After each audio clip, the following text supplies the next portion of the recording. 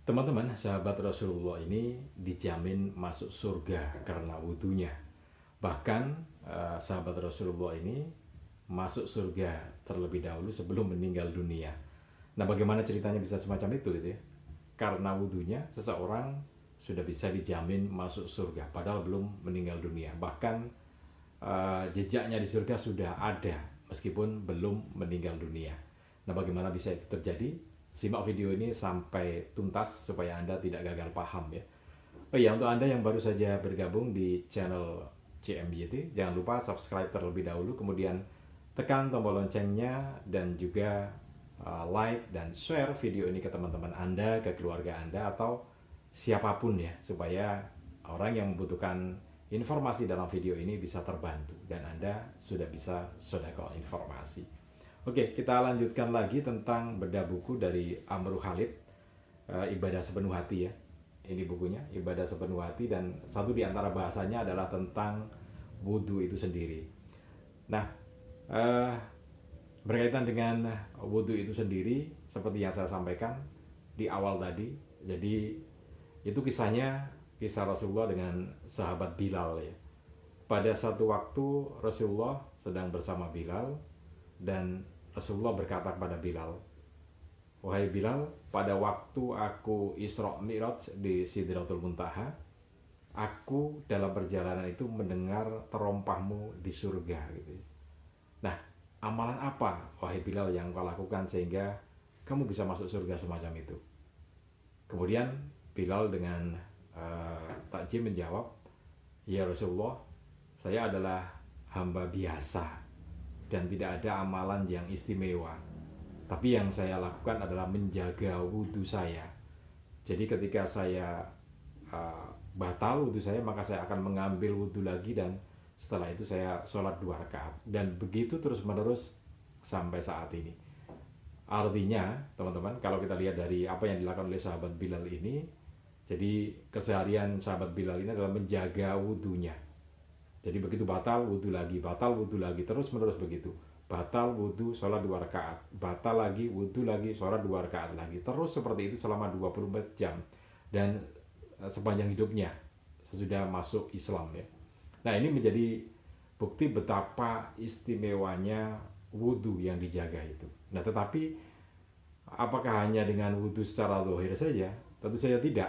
Ketika seseorang itu melakukan ibadah zahirnya wudhu semacam itu adalah menjaga kesucian, maka hikmah atau maknanya sebetulnya dia menjaga kesucian secara keseluruhan, komprehensif dalam tubuh kita gitu ya.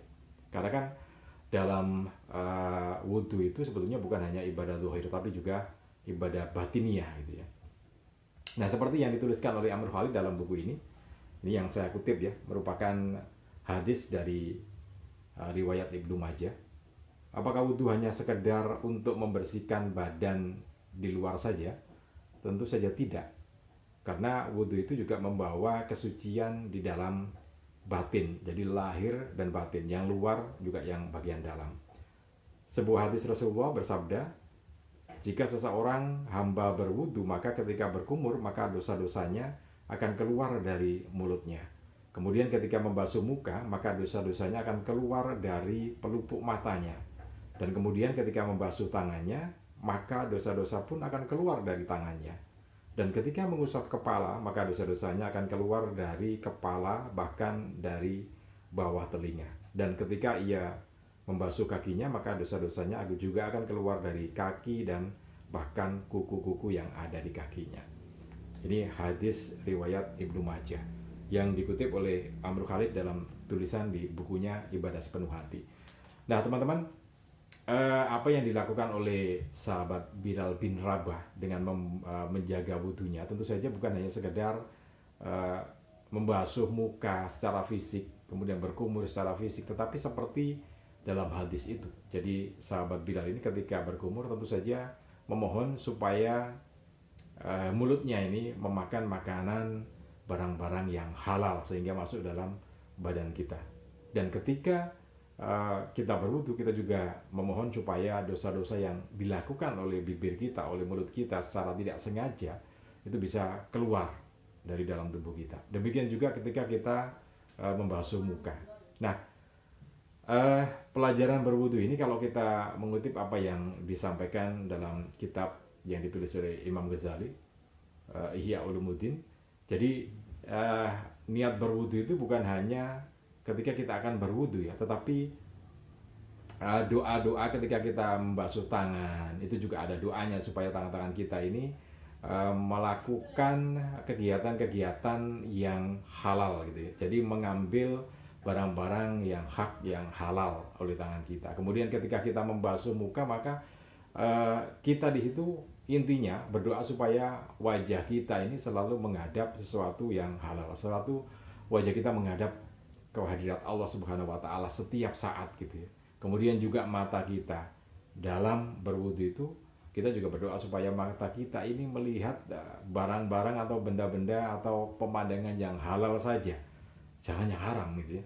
Itu antara permohonan dan juga ini pembersihan gitu ya, menghapuskan dosa-dosa tadi itu. Demikian juga ketika kita mengusap kening dan kepala, tentu saja di situ kita berharap bahwa pikiran kita, otak kita dalam berwudu itu memikirkan sesuatu yang halal, sesuatu yang suci. Makanya ketika kita istighfar atau bertaubat itu sebetulnya bukan hanya sekedar di bibir, tetapi juga pikiran-pikiran kita. Mungkin pikiran-pikiran kita yang sudah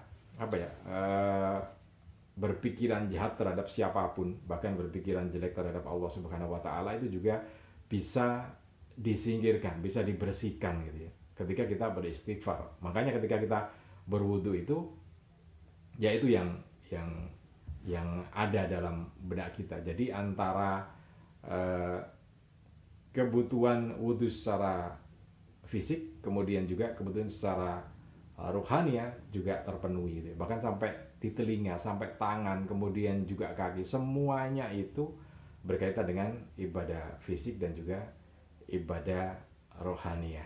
Nah, artinya begini, sebelum kita melaksanakan sholat itu kan tentu saja berwudu dulu ya. Jadi kehusukan sholat seperti yang kita bahas pada video-video yang lalu-lalu. Jadi ada di antara Anda yang belum melihat video tentang ibadah sepenuh hati kaitannya bagaimana dengan sholat itu secara khusyuk, bagaimana pikiran kita itu bersih gitu ya selama sholat dan juga sesudah sholat, maka di video yang sebelumnya kita sudah bahas itu.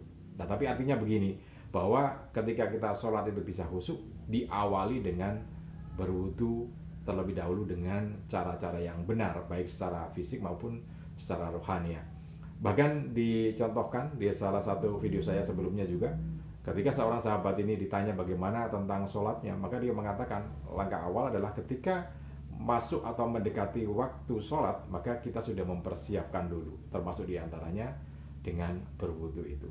Nah, ternyata maknanya sangat dalam, bahwa bukan hanya sekedar membasuh muka, membasuh kaki atau membasuh tangan, tapi secara maknawi juga cukup dalam gitu ya.